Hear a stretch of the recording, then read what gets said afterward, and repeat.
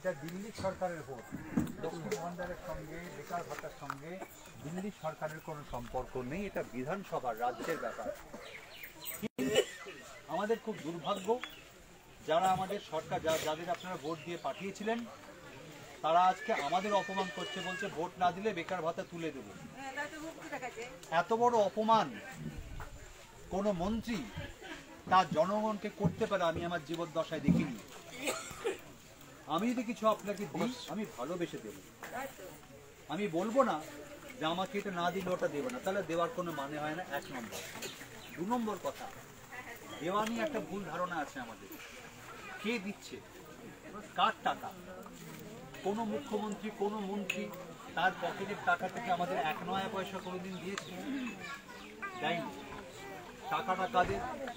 আপনাদের রোজগারে, আমাদের রোজগারে, ওদের রোজগারের ট্যাক্সের টাকাটা সরকারের ঘরে জমা পড়ে, সেই টাকাটা সরকার আমাদের দেয়, আমাদেরকে নিয়ে আমাদের দিচ্ছে। তোমরা কম বয়সীরা ভালো করে শোনো, এটা আমাদের টাকা, আমরা দিচ্ছি সরকারকে রাখতে। একই সঙ্গে সরকার যারা চালায় তাদের আমরা মোটা টাকা মাইনে দিই। আপনারা জানেন কি?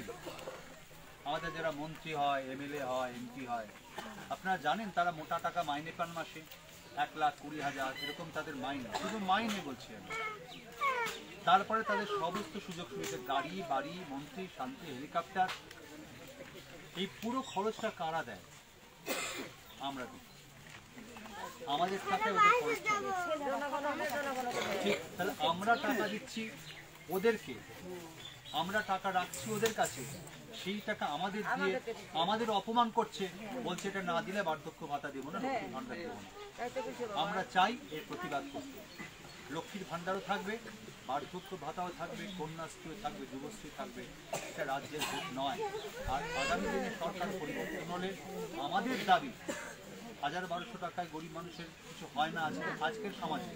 তাই যারা সত্যিকারের গরিব, যারা বেশি গরিব, তাদের হাতে টাকাটা আর একটু বেশি দেওয়া হোক। তাই বন্ধ করার কোনো প্রশ্ন নেই। এটা প্রথম আপনারা মাথা থেকে, হ্যাঁ তুমি ঠিক কথাটা বলেছেন, একবার ওষুধ খেতে, একবার টাকা পুড়িয়ে। তার মানে দেখুন, একটা স্বাস্থ্যসাথী কার্ড মুখ্যমন্ত্রী বলছেন দিয়েছি, উনি বলছেন ওষুধ খেতে মাসের টাকা পুড়িয়ে যায়। তাহলে সেই কার্ড দিয়ে আমাদের সবার বিরাট কিছু উপকার হয় না। যদি আমরা ওষুধ পরিষেবা আমার জেলায়, আমার পাশে ব্লকে সবচেয়ে বিনা পয়সা পেতাম, তাহলে কিছুটা সামান্য অসুখ বিসুখে যেতে হয় বহরমপুর, তারপর শুধু যাওয়া আসাতেই জমি বেঁচে দিতে হবে। তারপরে হচ্ছে কম বয়সী ছেলেদের, মেয়েরা দাঁড়িয়ে আছে, এরা ভবিষ্যৎ কি চাকরি করবে এরা? আপনারা শুনছেন কিছুদিন আগে 26,000 ছেলে মেয়ে চাকরি চলে গেল, শুনেছো তোমরা? জানো তোমরা? আগে আমরা জানতাম সরকারি চাকরি একবার পেলে চাকরি যায় না, কিন্তু এমন একটা চুরি শুরু করলো এই তৃণমূলের সময়, সরকারি চাকরিও চলে গেল। মুখ্যমন্ত্রী মঞ্চ থেকে বলছেন এর দায় চাপাচ্ছেন অন্যদের ঘাড়ে, কখনো কোর্টের ঘাড়ে। আমি বলবো এটি আরেকটি মিথ্যে কথা, এটা সঠিক কথা নয়। তার কারণ পরিস্থিতি যা তৈরি করা হয়েছে, আটার সঙ্গে ভুসি এমন মিশিয়ে দেওয়া হয়েছে, ওটা দেওয়া রুটি বানানো যাচ্ছে না, তাই পুরোটাই ফেলে দিতে হয়েছে। বোঝা গেল? আর রুটি বানানো যাচ্ছে না। এবার মেশালো কে? সরকারটা কার? পঞ্চায়েত তৃণমূলের, ব্লক তৃণমূলের, জেলা পরিষদ তৃণমূলের, বেশিরভাগ জায়গায় বলছে, কিছু ব্যতিক্রম আছে।